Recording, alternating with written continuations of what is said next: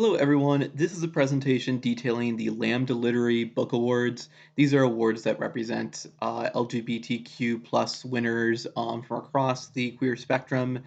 So I hope you enjoy and you learn a little bit about this award if you haven't heard anything about it before. So the Lambda Awards are alternatively called the Lammies, but I'm just going to call them the Lambdas because Lammies sounds like I'm talking about a sheep. But again, they're awards that feature books that have LGBTQ characters and themes. They have awards for many different genres and styles. So there's fiction awards, nonfiction awards, biography awards, romance, poetry, etc.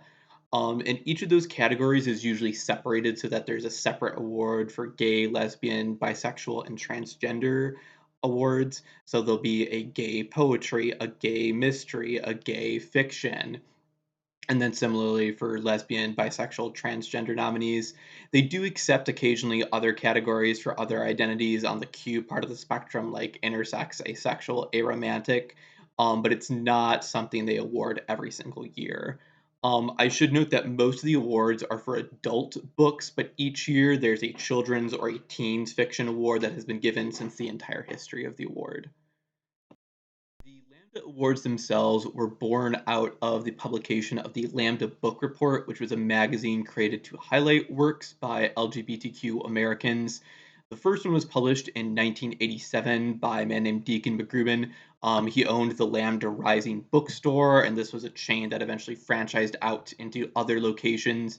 The original one was in Washington, D.C., and I think sadly a few years ago it actually closed down. But I believe the one in New York City is still active and is kind of now their flagship store. The very first Lambda Book Report, like I said, was published in 1987.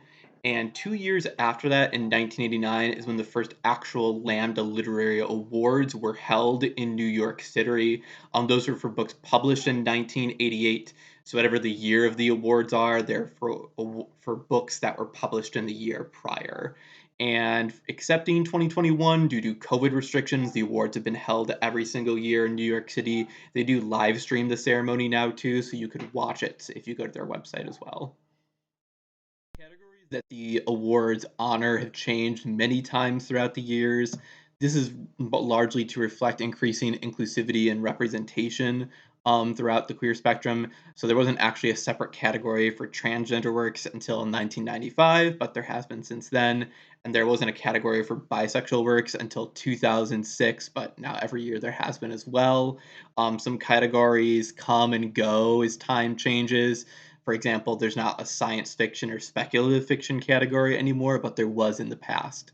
And sadly, the Lambda Book Report shut down in February of 2024 due to high operating costs.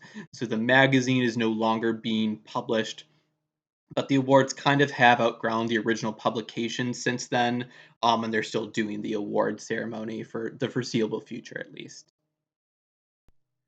So similarly to what I just said, specifically for children's and teens, there has been an award, a singular one, since the inception of the awards in 1989. The category was called children's or teen, so they didn't split it up. Anything from a picture book to a YA novel could have fit in there. In recent years, they actually have split the category into multiple different grade levels. So in 2020, they split it into children's and middle grades, and then a separate young adult category. And then in 2022, they broke those three categories out. So now there is a separate children's, middle grade, and young adult category. That Lambda Literary does a lot of different outreach besides just their awards.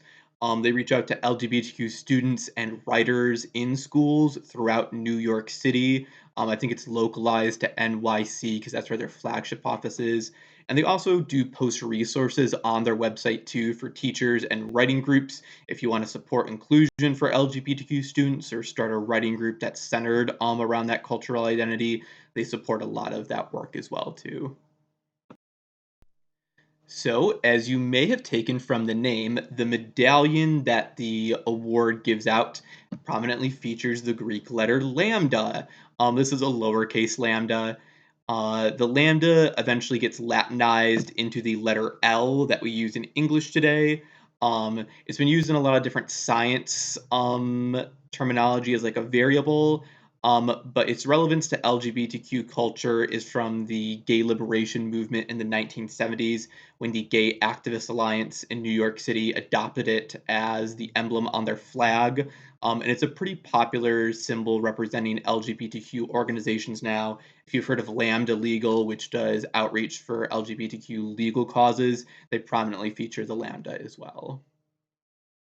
Here are some other examples of the lambda in use in gay culture. The image on the right is the flag of the Gay Activist Alliance, and the picture on the right is actually a picture from one of their protests in New York City in 1971.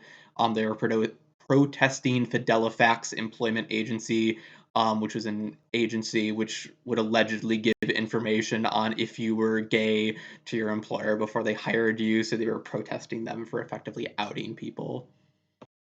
You can see that the rest of the medallion has this gold or like very deep bronze finish to it. And it's got the two olive wreaths on there, kind of symbolizing being like anointed, like a Greek laurel. Um, the award sticker itself that you would stick on the book is available, from my knowledge, only to the publisher or the author of the book after they win the award.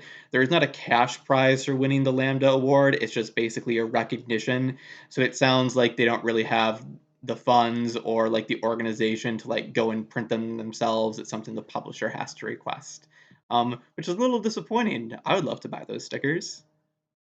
So we'll take a look at three of the different winners from the different categories in the past recent years. Our first one we're going to look at is a winner in the children's category called The Apartment House on Poppy Hill by Nina LaCour, and it's illustrated by Sonia Albert. This is a book that has the lead character of Ella, who is the daughter of Abby and Lily, who own and rent out the titular apartment house. So Ella is kind of like a whimsical little 9-year-old. She runs around as the quote unquote concierge of the building and helps her neighbors adjust to life. She helps some of them with tea. She walks the dog for her two gay male neighbors who are together as a couple. There's one family, the Robinsons, who live in like the attic room and are very reclusive, like they don't come out. But Ella like still gives them messages and letters and tries to like gradually prompt them out. And eventually she gets to meet the Robinsons when they ask for her help giving gifts to everyone else in the apartment. This is a really good book if you're looking to show off the diversity of different family structures. Um, there's a gay couple, Abby and Lily. Ella's moms are obviously a lesbian couple. So you get to see the different family structures that are all included living under one roof here. Next winner we'll take a look at is the winner in 2014 for the middle grade fiction category. So if our last book was very light and whimsical, Dear Mothman by Robin Gao is like the polar opposite of that. Not necessarily in a bad way, but just know it's definitely a very, very heavy read. So this book centers on Noah Romano. Noah's a trans boy, and the only other trans boy in the school, Lewis, who was his best friend and the only one who he was out to, dies in a car accident before the book starts. And so Noah is now trying to finish their shared science project, which is trying to prove the existence of the cryptid known as Mothman. They both live in Pennsylvania coal country, so it's like a local urban legend that they've both been exposed to. The novel is told in verse, and a lot of it is told through the letters that Noah is writing to Mothman and kind of leaving out in the woods. And then someone seems to be like reading the letters or acknowledging that they have read them there. So you're kind of like, oh, wait, is Mothman actually existing there? This book explores a lot of different themes as Noah deals with being in a community that really does not understand many different forms of difference, whether it's him being transgender, whether it's him being autistic, being in grief.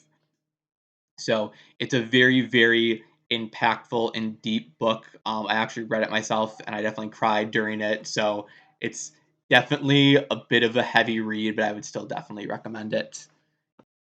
The last winner we'll look at is the winner from the teen category in 2023. So a year prior, you can see it also won a lot of awards too, like the National Book Award and the William C. McMorris finalist.